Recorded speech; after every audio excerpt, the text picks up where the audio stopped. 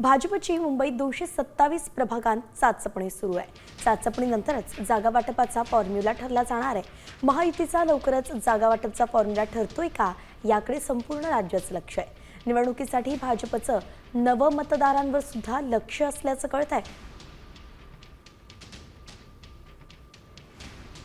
तर भाजपनं मुंबईसाठी आता रणनीती आखायला सुरुवात केलेली आहे। बैठकांचा धडाका सुरू झालेला आहे। एकूण 227 प्रभाग आहेत, त्या सगळ्या प्रभागांमध्ये चाचपणी सुरू झालेली आहे। नेमकं जागा वाटप होत असेल तर फॉर्म्युला कसा असावा, कुठे स्वबळावरती लढायचं आहे, मित्रपक्षांसोबत लढायचं आहे, या सगळ्या गोष्टींची चाचपणी केली जाते आणि त्यानुसारच आता भाजपनं अजून एक मुद्दा लक्षात घेतलाय, तो म्हणजेच नवमतदार जे आहेत त्यांच्यावरती भाजप लक्ष केंद्रित करणार आहे।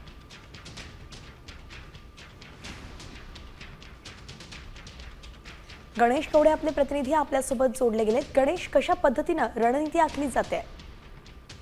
नक्कीच मुंबई महानगरपालिकेसाठी आहे ते 227 जे प्रभाग आहेत या प्रभागावर आहे ते भाजपकडून चाचपणी सुरू असल्याचं देखील सांगितलं जात आहे। कारण की गेल्या काही दिवसांपासून खरं तर ही चाचपणी आहे ती सुरू आहे। कारण की स्वबळावर की महायुतीत लढणार हा अद्यापही प्रश्न कायम आहे। मात्र गेल्या काही दिवसांपासून महाविकास आघाडीतले बरेच नेत्यांचं देखील आहे ते इन्कमिंग आहे ते महायुतीमध्ये होताना पाहायला मिळतंय। त्यामुळे प्रभागाच्या वाटप होण्यामध्ये आहे ते कुठेतरी अडथळा निर्माण होऊ शकतो। यासाठी स्वबळाची चाचपणी देखील पाहायला मिळते। त्याचबरोबर जर महायुतीत पण लढायचं झालं तर आपल्या किती जागांवर आहे ते ठाम राहायचं या संदर्भात देखील आहे ते या चाचपणीमधून आहे ते बघितलं जातं। एकंदरीत तर 300 ते 400 मतदार जे असतात त्या मतदारांकडून देखील आहे ती आपली माहिती देखील आहे ती घेतली जाते की आणि सध्याची जी विकासाची कामं आहेत त्याच्यावर देखील एक भर देऊन सर्व विश्वास आहे तो प्राधान्य केला जातोय। त्यामुळे आगामी काळात